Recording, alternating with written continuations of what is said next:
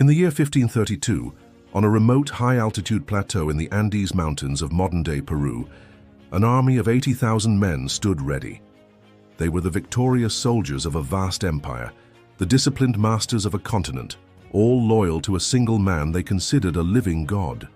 Their guests for the day were a band of 168 foreign adventurers, a lost and exhausted contingent of men, thousands of miles from their homes, clad in strange metal skins. By the end of that day, thousands of the imperial soldiers would lie dead in a single town square. Their god-king would be a prisoner, and the largest and most sophisticated empire on earth would be on an irreversible path to ruin. What happened that afternoon was not a battle, it was a carefully orchestrated trap, and it remains one of the most audacious, lopsided and brutally effective gambles in the whole of human history. This is the true story of the fall of the Inca Empire. To understand how such a catastrophe was possible, we must first understand the two worlds that were about to collide, each completely oblivious to the other's existence. The first was the Inca Empire, known to its people as Tahuantinsuyu, the realm of the four parts. In 1532, it was the largest empire on the planet. Stretching for nearly 3,000 miles along the spine of the Andes Mountains, from modern-day Colombia to Chile, it was a civilization of breathtaking complexity and control. Its society was rigidly organized, ruled from the magnificent capital city of Cusco by a divine emperor, the Sapa Inca, who was believed to be a direct descendant of the sun god, Inti. The empire was bound together by an astonishing feat of engineering. The Capac Ñan, a 24,000-mile network of roads and bridges that traversed some of the most difficult terrain on Earth. Messengers could run in relays along these roads, carrying information faster than a horse could gallop. The Incas had no written alphabet, but they managed their vast empire through an intricate system of knotted strings called quipus, which could record everything from census data to historical narratives. They were master architects, building earthquake-proof stone cities like Machu Picchu, and brilliant agriculturalists, feeding millions through an elaborate system of mountain terraces. Yet for all its sophistication, the Inca world was technologically isolated.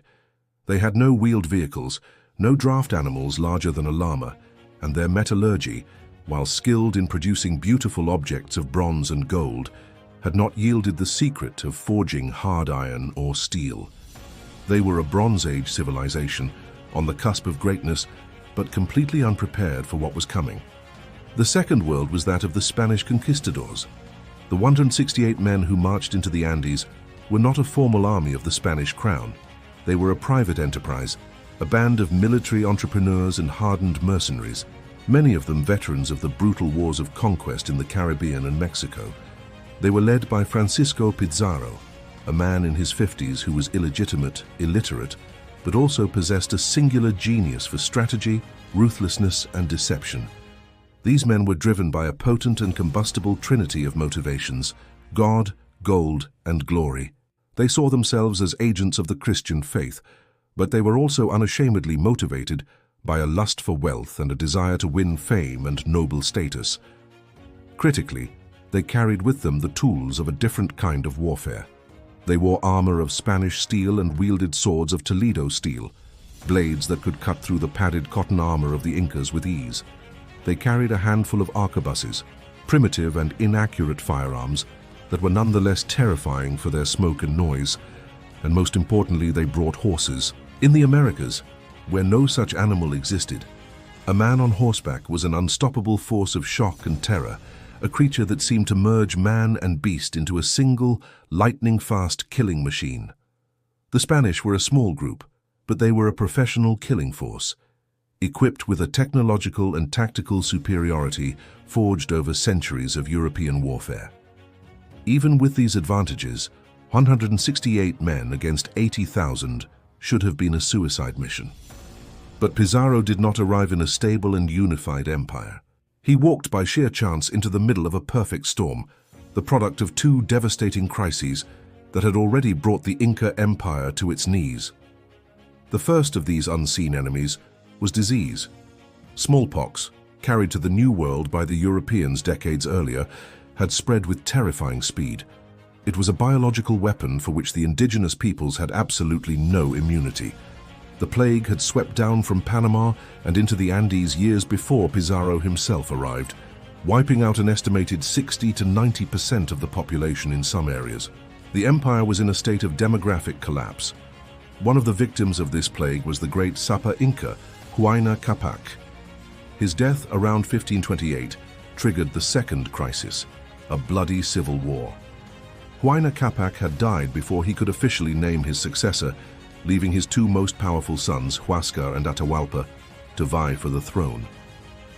For 5 years, a brutal war of succession raged across the empire, pitting brother against brother and tearing the fabric of Inca society apart. Just months before Pizarro's arrival, Atahualpa had finally emerged victorious. He had captured his brother Huascar, and his army had just crushed the last of his brother's forces. Atahualpa was now the undisputed Sapa Inca, resting with his 80,000-strong veteran army in the highland town of Cajamarca. He was at the very peak of his power, but he was ruling over an empire that was exhausted, politically fractured, and decimated by plague. It was into this fragile post-war environment that Pizarro and his tiny contingent marched. On November 15, 1532, they entered the valley of Cajamarca and found the hillsides covered with the tents of the Inca army, a sight that, in the words of one conquistador, filled us all with terror. Pizarro, however, saw an opportunity. He sent a delegation to invite Atahualpa to a meeting in the main square of Cajamarca the following day. Atahualpa, supremely confident and curious about these strange bearded men and their giant beasts, agreed. It would be his final and most fatal mistake. Pizarro recognized the town square for what it was, a perfect ambush site. It was a large open space, enclosed on 3 sides by long stone buildings with multiple doorways. He ordered his men to hide inside these buildings, stationing his small cavalry force and his few cannons and gunmen out of sight. The trap was set. On the afternoon of November 16th, Atahualpa made his grand entrance. Vastly underestimating the Spanish, he chose to leave his main army on the hillsides and entered the square with only a ceremonial procession of about 6,000 retainers. They were magnificently dressed, but carried only small ceremonial weapons. He was so confident in his overwhelming numbers that he believed he needed no army. He was being carried on a golden litter, a display of divine power, but he was walking directly into a kill box. The square was eerily silent.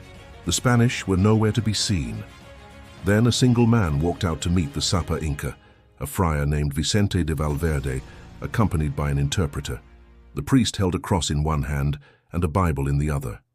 Through the interpreter, he began to deliver the requerimiento, a legalistic speech demanding that Atahualpa accept the Christian God and the sovereignty of the King of Spain. Atahualpa, who had never seen a book, was mystified. He asked to see the object the priest was holding. When the Bible was handed to him, he examined it and, finding it unintelligible, cast it to the ground. That was the signal. Pizarro gave the order. The cannons fired into the dense crowd. The arquebusiers unleashed a volley of gunfire from the doorways, and then the Spanish cavalry charged.